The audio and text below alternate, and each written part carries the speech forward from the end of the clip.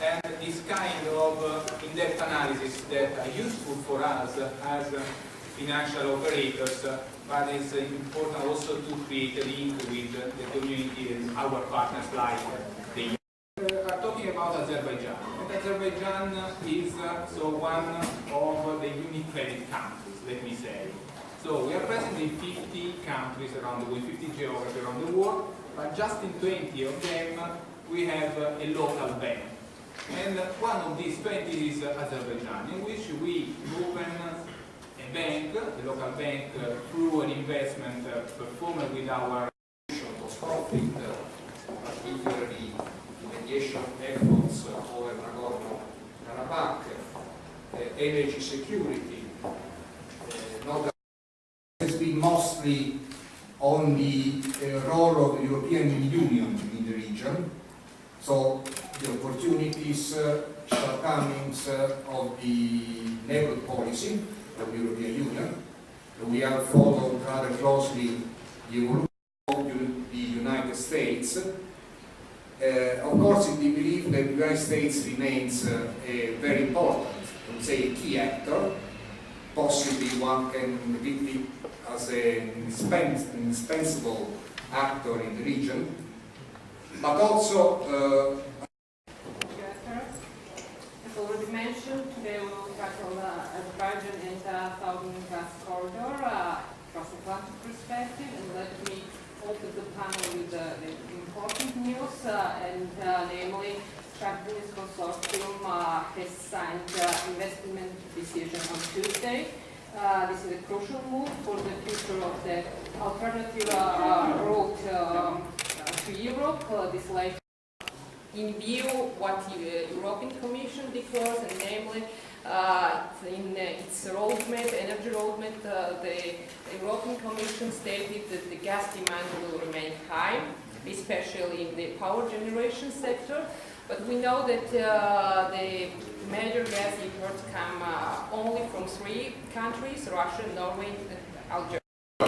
I would like to thank UniCredit, IAI, the Instituto, and the Embassy of Azerbaijan in Rome for organizing this important event on such a significant date, right after the signature of Shabdani's investment agreements in this beautiful building.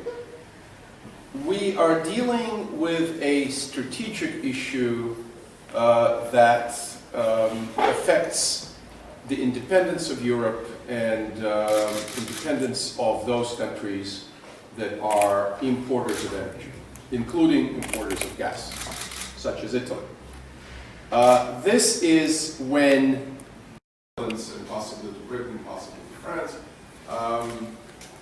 but I think it's south of Europe that is currently a problematic policy that started with Bush Sr., continued under Clinton, and then continued under George W. Bush, that emphasized independence and sovereignty. Grow as much, good for American business as well. 1% of the 3.6% comes from cheap gas. Gas in the US today is about 3.6 US dollars per million BTU, British thermal units. Whereas in Europe it's probably twice as expensive, and in China it's 2.5 times as expensive according to International Energy Agency. We have 22, 23 terminals in the process of licensing for exports of LNG, of liquid natural gas. In my estimate, if we have 50% of those operational, we're lucky. But this is 334 billion cubic meters capacity, out of which I think we'll get, some experts are saying 60 to 80 billion cubic meters, which is the equivalent of South Stream. I think it'll be more, probably 100, over 100. It's not going to be 3. I concur with the timing being impeccable, that the final investment decision on the Shabdani's 2 project was taken yesterday. I didn't really know this from before.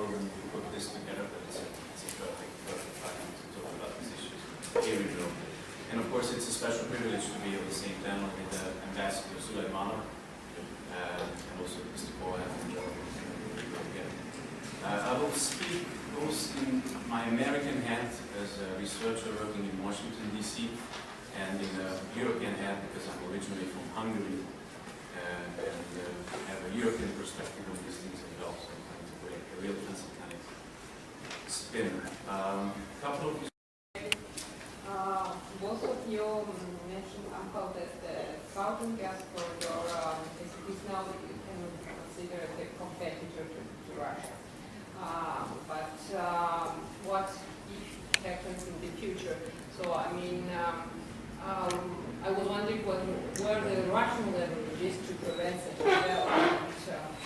And I don't want to say devil in everywhere, but somehow I was wondering whether. And then there was demand on the Nabucco route, the Nabucco West route, because of the crisis and because of the 2008 crisis, still has repercussions in Central and Eastern Europe. And the gas demand in these countries is down still. There was just not sufficient demand on the Nabucco West route. Not to mention the fact that the top consortium It was prospected in the 60s, started exploitation in the early 70s. It's a declining asset. And if they don't go for shale, there's shale gas in Russia, by the way, we didn't talk about it. There's tons of shale gas in Russia. But if they continue with conventional gas, they will need to go to the Arctic. And the Arctic, you're talking about 3,500 kilometers from the Caspian, at least to 3,500 kilometers where most of the year the temperatures are above freezing. In the Arctic, most of the year it's below freezing and it's permafrost.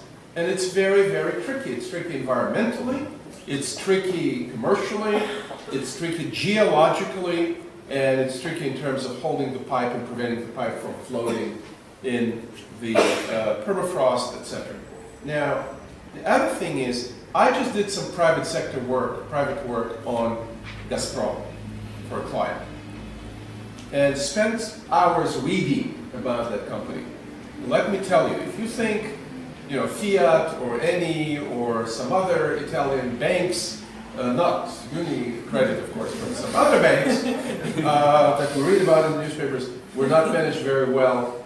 Let me tell you something. Gazprom is a horribly mismanaged company. The valuation of Gazprom in the last, 3 or 4 years went from 800 billion to 200 billion. That is times 4. And Gazprom was demanding. The other thing I can tell you about Gazprom, that missing the writing on the wall of shale gas was an enormous corporate mistake. And Miller went out and kept saying this is not important, and it's not important, but it's also environmentally very bad.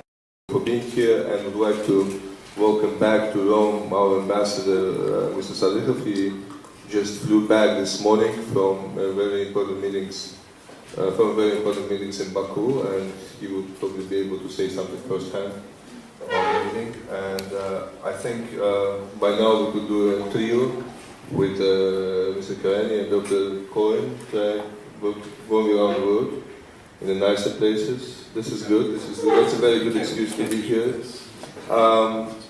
I think certain architectural attractiveness of Italy was part of the decision behind the Transatlantic pipeline. I don't want to think about that because I know it was through the economic decision, but it is good to be on this terminus point of the pipeline, which was also kind of as nice as Italy.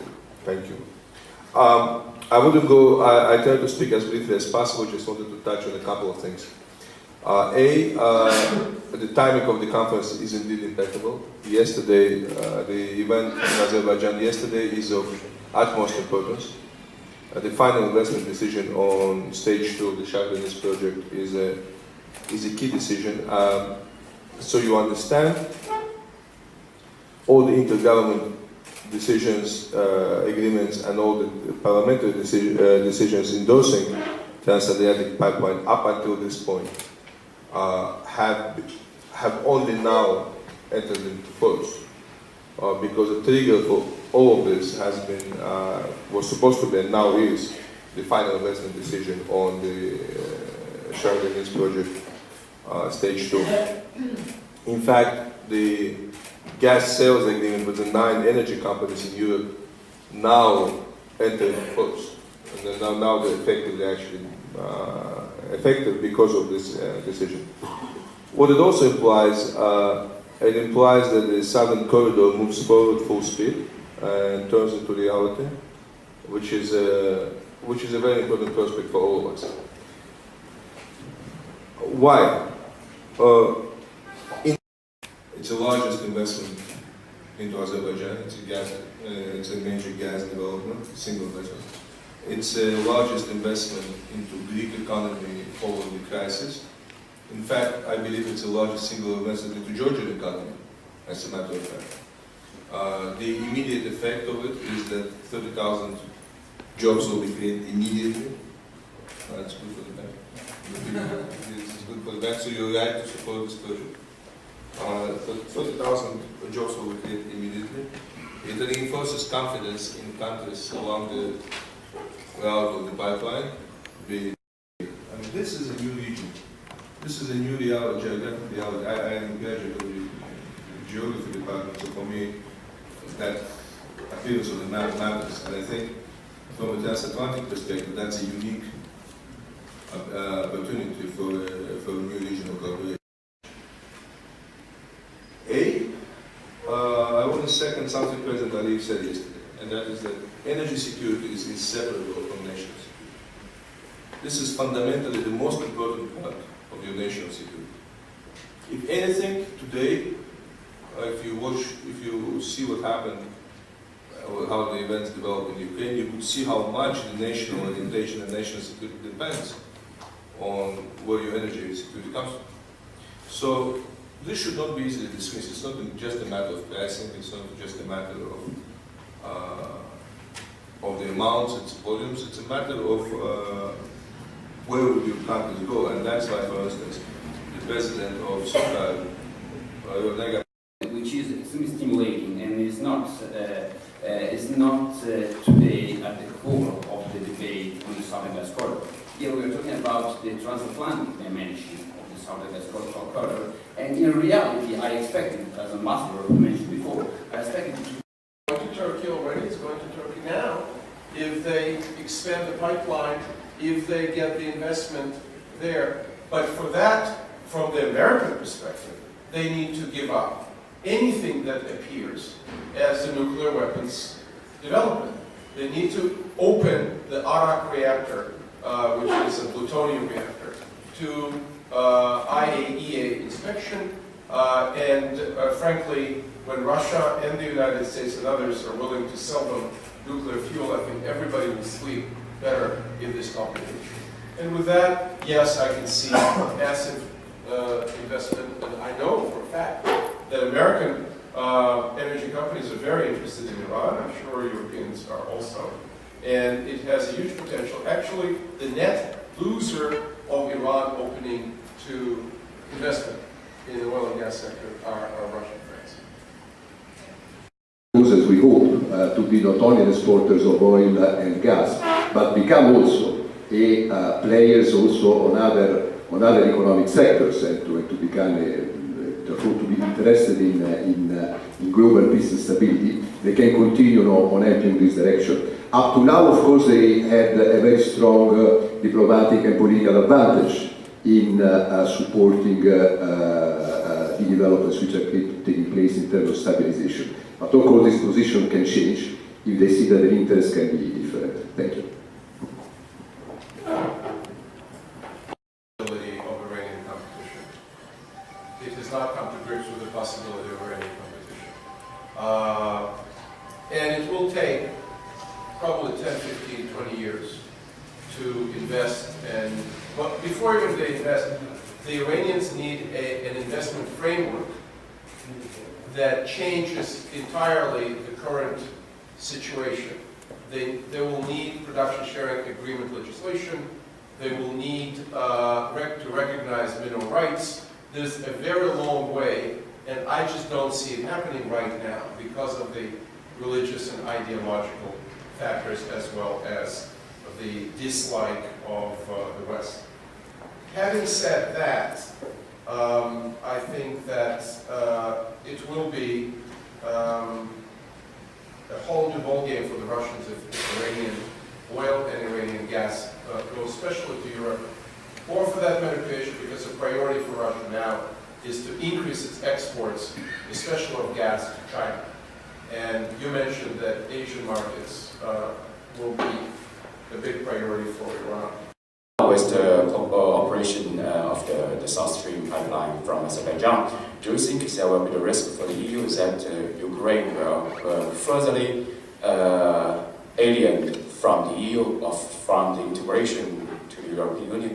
That's my question. Thank you.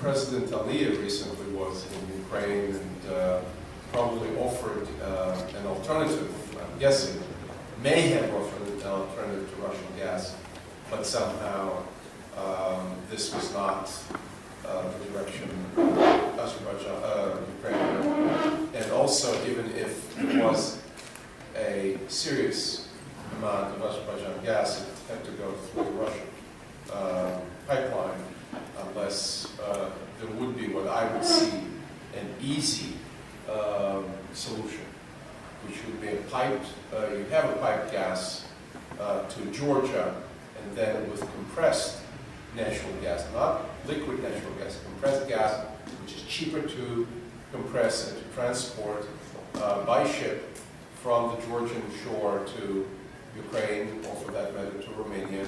You could ship decent amounts of gas to diversify Ukrainian supply. Today,